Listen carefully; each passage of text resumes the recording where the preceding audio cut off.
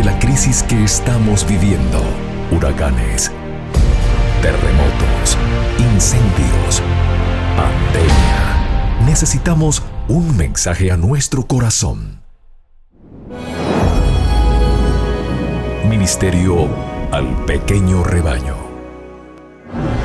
Reciban un saludo de parte de su amigo el pastor Miguel Tirado.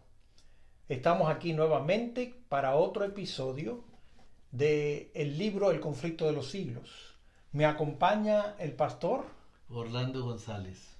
Y hoy nos vamos a aventurar, dialogar acerca del capítulo 12 del libro El conflicto de los siglos.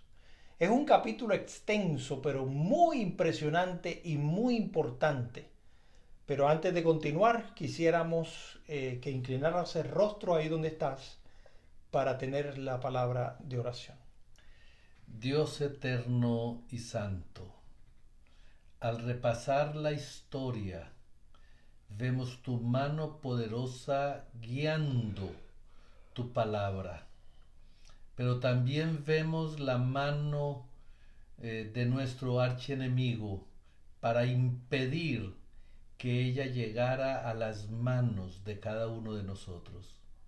Te rogamos, oh Dios, que impresiones nuestras mentes al revisar estos datos históricos y podamos adquirir de allí fe, experiencia y visión de lo que tú anhelas para nosotros como tus hijos. Ven, Señor, y trae tu bendición. Amén. Amén. En los capítulos anteriores pudimos ver lo que sucedió en Alemania. En especial en el capítulo anterior fue una protesta de los príncipes en Alemania, donde la protesta de Spira y la Confesión de Habsburgo fue impactante, especialmente en toda la Alemania conocida. Pero después de esa protesta siguieron años de oscuridad. La reforma parecía estar destinada a ser destruida, porque estaba siendo atacada por personas dentro de la reforma que comenzaron a hacer divisiones, y a su vez estaba siendo atacada por los enemigos poderosos que la atacaban. Así que millares de personas sellaron su testimonio con sangre. Eso provocó una guerra civil. La causa protestante fue traicionada por uno de sus principales adherentes y comenzó una guerra entre los ciudadanos. Los más nobles príncipes reformados fueron cautivos en manos del emperador, y sin embargo Carlos V estaba combatiendo contra un poder omnipotente. Se había propuesto apagar la luz de la reforma, y cuando vio que no lo consiguió, sus propósitos fallaron, entonces adjudicó el trono y se encerró en el claustro. En Suiza, como también en Alemania, muchos aceptaron la reforma y otros se aferraron ciegamente y obstinadamente a su posición a favor de Roma. Las persecuciones provocaron una guerra civil, y Zwinglio y muchos otros sucumbieron en el sangriento campo de Campbell. En Colapidia, uno de los grandes líderes también de la Reforma, murió poco después. Roma parecía triunfar, recuperar las fuerzas en muchos lugares que había perdido, pero había levantado en otros países obreros que impulsaban la reforma y llevaban la gloria del Señor. Uno de esos países era Francia, que antes de conocer a Lutero había comenzado a brillar la luz del Evangelio. Lefebvre era uno de los primeros en recibir la luz. Era un hombre de extensos conocimientos, un catedrático en la Universidad de París. En las investigaciones que hizo en la literatura antigua, se despertó su atención por la Biblia y comenzó a introducir el estudio de ella entre sus estudiantes. Ahora, Lefebvre era un entusiasta adorador de los santos y se había consagrado a preparar una historia de estos, hacer un libro de la historia de los santos, pero lo quería hacer de la manera en que las leyendas de la iglesia daban a conocer a esos santos. Esa era una obra magna, pero cuando decidió estudiar la Biblia, para obtener de ella datos para su libro, en las Sagradas Escrituras halló a verdaderos santos. Pero no como los que figuraban en el calendario romano, eran completamente diferentes. Y eso hizo que un raudal de luz divina penetrara en su mente. Él, angustiado y perplejo, abandonó el trabajo que se había impuesto y se consagró a la palabra de Dios. Pronto, pastor, comenzó a enseñar las preciosas verdades que encontraba en ellas. En 1512, antes que Lutero y Zwinglio empezaran la obra de la Reforma, escribía Lefebvre: Dios es el que da por la fe la justicia, pero por gracia nos justifica para vida eterna. Refiriéndose a los misterios de la redención, exclamaba: oh grandeza indecible de este cambio. El inocente es condenado y el culpable queda libre. El que bendice carga la maldición y la maldición se vuelve bendición. La vida muere y los muertos viven. La gloria es envuelta en tinieblas y el que no conocía más que confusión de rostro es revestido de la gloria. Al declarar que la gloria de la salvación pertenece solo a Dios, declaraba también que al hombre le incumbe el deber de obedecer. Él decía: si eres miembro de la iglesia de Cristo, eres miembro de su cuerpo, y en tal virtud estás lleno de la naturaleza divina. Oh, si los hombres pudiesen penetrar en ese conocimiento y darse cuenta de ese privilegio, cuán pura y casta y santa no sería su vida, y cuán despreciable no le parecería toda la gloria de este mundo en comparación con la que está dentro de ellos y que el ojo carnal no puede ver. Algunos de sus discípulos escuchaban con ansia sus palabras, y luego de ser acallada la voz de su maestro, iban a seguir predicando la verdad. Uno de ellos se llamaba Guillermo Farel. Y Guillermo Farel era de padres piadosos y se le había enseñado a aceptar la fe implícita de las enseñanzas de la iglesia. Como devoto romanista, rechinaba los dientes y decía él como un lobo furioso cuando oía que alguno hablaba contra el Papa. Había sido incansable en la adoración de los santos, en compañía de Lefebvre, haciendo juntos el jubileo circular de las iglesias de París, adorando en sus altares y adornando con ofrendas los santos relicarios. Pero estas observaciones no podían infundir en su vida paz y su alma estaba en lucha. Oyó como una voz del cielo las palabras del reformador: la salvación es por gracia, el inocente es condenado y el culpable queda libre. Es únicamente la cruz de Cristo la que abre las puertas del cielo y que cierra las puertas del infierno. Así que Farel aceptó gozoso la verdad, y por medio de una conversión parecida a la de Pablo, salió de la esclavitud de la tradición y llegó a la libertad de los hijos de Dios. En vez del sanguinario corazón de lobo hambriento, tuvo él, al convertirse, la mansedumbre de un humilde e inofensivo cordero, libre ya del corazón de toda influencia papista y entregado completamente a Jesucristo. Farel, tan celoso en la causa de Cristo como lo había sido en la del Papa, se dispuso a predicar la verdad en público. Y un dignatario de la iglesia, el obispo de Meaux, no tardó en unirse a ellos. Otros se adhirieron en la propagación del evangelio y comenzó a ganar adherentes entre todas las clases sociales. Y una de ellas era la hermana de Francisco I, que abrazó la reforma. El mismo rey y la reina madre parecieron por algún tiempo considerarla con simpatía. El obispo de Meaux trabajó con empeño en su propia diócesis para instruir tanto a los sacerdotes como al pueblo. Los curas inmorales e ignorantes fueron removidos de sus puestos y cuando fue posible se les reemplazó por hombres instruidos y hombres piadosos. El obispo se afanaba porque su pueblo tuviera libre acceso a la palabra de Dios y esto pronto se verificó. Lefebvre se encargó de traducir el Nuevo Testamento y al mismo tiempo que la Biblia alemana de Lutero salía de la imprenta en Wittenberg, el Nuevo Testamento francés se publicó en Meaux.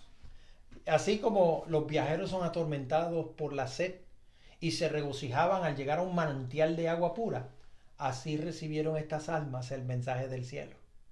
Los trabajadores del campo, los artesanos en el taller, amenizaban sus trabajos cada día hablando de las preciosas verdades de la Biblia. De noche, en lugar de reunirse en los despachos de vino, se congregaban unos en las casas de otros para leer la palabra de Dios y unir sus oraciones y alabanzas. Pronto se notó un cambio muy notable en todas las comunidades.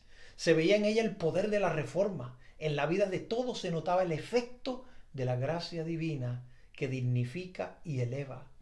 Los mansos, amantes y fieles resultaban ser como un testimonio vivo de lo que el Evangelio puede efectuar en aquellos que lo reciben con sinceridad de corazón. Y eso hacía que cada día aumentara el número de convertidos, al punto que el rey estuvo por un tiempo conteniendo su ira, conteniendo la ira del clero, pero al fin se levantó la hoguera. Era el método que se podía conocer. Y el obispo de Meaux le obligaron a elegir entre ella y la retractación. Y él optó por el camino más fácil, retractarse. Pero a pesar de su caída, el rebaño de este débil pastor se mantuvo firme. Muchos, pero muchos dieron testimonio de la fe, de la verdad entre las llamas. Con valor y fidelidad en la hoguera, estos humildes cristianos hablaron a millares de personas que en días de paz no hubieran oído jamás el testimonio de ellos. Y no eran solamente pobres y los humildes los que en medio del padecimiento y del escarnio se atrevían a ser testigos del Señor. En las casas señoriles, en el castillo, en el palacio, habían almas regias para quienes la verdad valía más que los tesoros, las categorías sociales y aún más que la vida. Luis de Berquín era de noble alcurnia, cortés y bravo caballero, dedicado al estudio de elegantes modales y de intachable moralidad. Era fiel partidario de las instituciones del Papa y celoso oyente de misas y sermones. Coronaba todas estas virtudes aborreciendo de todo corazón el luteranismo. Empero, como le ha sucedido a otros, la providencia le condujo a la Biblia y quedó maravillado de hallar en ella no las doctrinas de Roma, sino las doctrinas de Lutero. Y Luis de Berquín, siendo el más instruido entre todos los nobles de Francia, con elocuencia, con valor indómito, con un celo heroico, tanto como su privanza en la corte, por ser favorito del rey, lo hicieron considerar por muchos como el que estaba destinado a ser el reformador de su país. Besa dijo, Berquín hubiera sido un segundo Lutero de haber hallado en Francisco I un segundo elector. Los papistas decían, es peor que Lutero. Le echaron en la cárcel por hereje, pero el rey mandó soltarlo. 3 veces fue apresado Berquín por las autoridades papales, pero todas esas veces fue librado por el monarca, quien, admirando su genio y la nobleza de su carácter, se negó a sacrificarle a la malicia del clero. Berquín fue avisado repetidas veces del peligro que le amenazaba en Francia. El tímido y contemporizador Erasmo le escribe a Berquín: solicita que te manden de embajador al extranjero. Ve y viaja por Alemania. Ya sabe lo que es Beda, un monstruo de 1000 cabezas que destila ponzoña por todas partes. Tus enemigos son legión.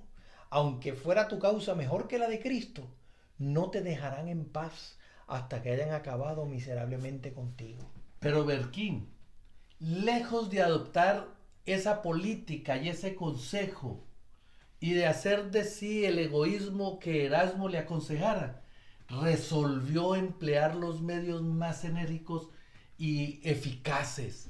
Iba a intentar atacar el error, el cargo de herejía que los romanistas procuraban echarle encima.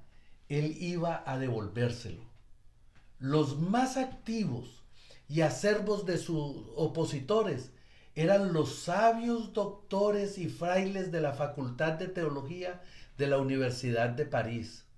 De los escritos de estos doctores, entresacó Berquín 12 proposiciones que declaró públicamente contrarias a la Biblia y por tanto heréticas, y apeló al rey para que actuara como juez ante esa controversia que se estaba presentando. Así que el monarca le ordena a los romanistas que defendieran su causa con la Biblia. Y bien sabían estos que semejante arma poco les serviría. Así que ellos estaban acostumbrados a la cárcel, el tormento y la hoguera, que eran las armas que sabían manejar. Cambiada la suerte de ellos, se veían a punto de caer en la cima a que habían querido echar a Berquín. Puestos en este aprieto, no buscaban más que un modo de escapar. Por aquel tiempo, algo acontece. Una imagen de la Virgen que estaba colocada en la esquina en una calle amaneció mutilada. Y esto produjo una gran agitación en la ciudad. Multitudes de gente acudió al lugar donde señales de duelo y de indignación se expresaban. El mismo rey fue hondamente conmovido. Vieron en esto los monjes una coyuntura favorable para ellos y se aprovecharon se apresuraron para aprovecharla. Estos son los frutos de la doctrina de Berquín. Y acusaban y exclamaban: todo va a ser echado por tierra, la religión, las leyes, el trono mismo, por esta conspiración luterana. Así que al echarle la culpa a Berquín y a sus seguidores por la mutilación de esta virgen, Berquín fue aprendido de nuevo. Y cuando fue aprendido en eso, el rey de París, sale al exterior, tuvo que hacer un viaje. Y los frailes pudieron obrar a su gusto. Enjuiciaron al reformador y lo condenaron a muerte. Y para que Francisco no pudiese interponer su influencia para librarle, la sentencia la ejecutaron el mismo día en que fue pronunciada. Al mediodía fue conducido Berquín al lugar de suplicio. Un inmenso gentío se reunió para presenciar el evento. Muchos notaron con turbación y espanto que la víctima había sido escogida entre las mejores y las más valientes familias nobles de Francia. La estupefacción, la indignación, el escarnio y el odio se pintaban en los semblantes de aquella inquieta muchedumbre. Pero había un rostro sin sombra alguna, pues los pensamientos del mártir estaban muy lejos de la escena del tumulto. Lo único que percibía era la presencia, de su Señor. La miserable carreta en que lo llevaba atraía las miradas de enojo de sus perseguidores. La muerte espantosa le esperaba.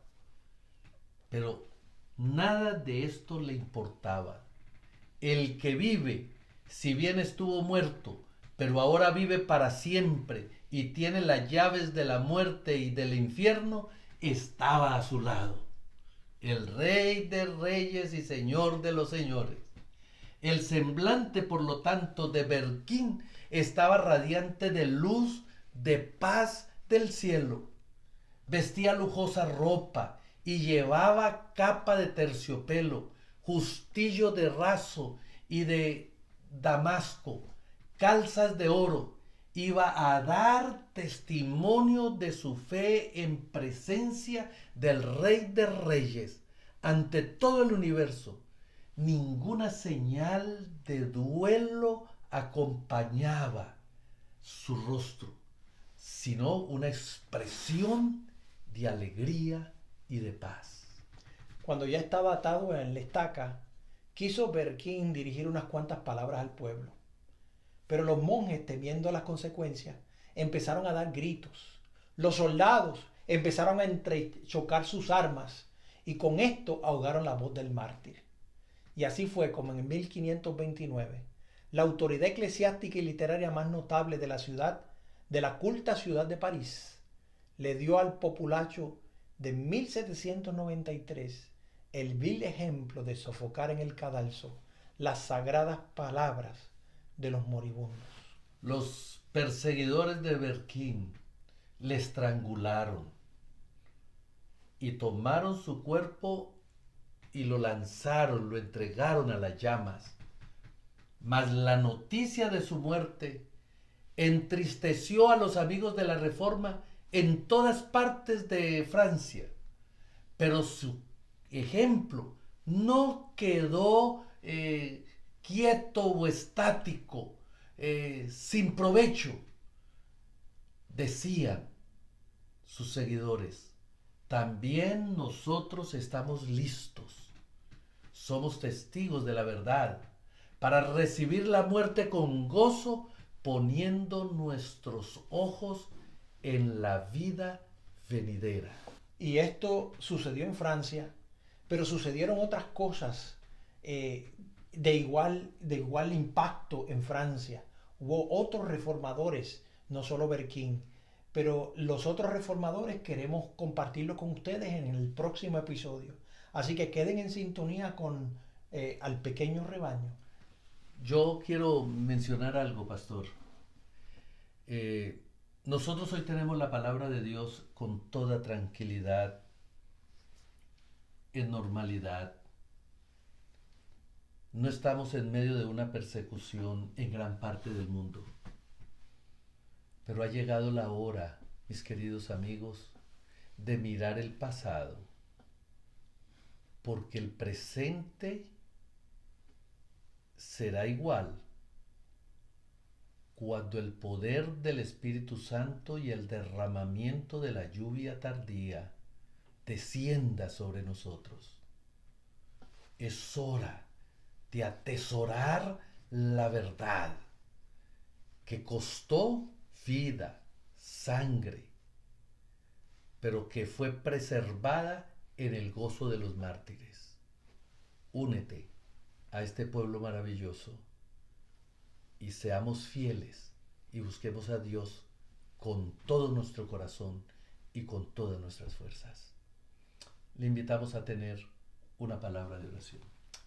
Amoroso Padre, en cuya presencia estamos, queremos, Señor, agradecerte porque podemos hoy tener la palabra más eficaz, la palabra tuya. Y gracias por esos mártires que con sangre protegieron esa palabra para que hoy nosotros pudiéramos disfrutar de ella. Permítenos valorar tu palabra. Permítenos estudiarla. Y permítenos, Señor, compartirla. En el nombre de Jesús. Amén. Esto ha sido un mensaje al pequeño rebaño. Bendiciones.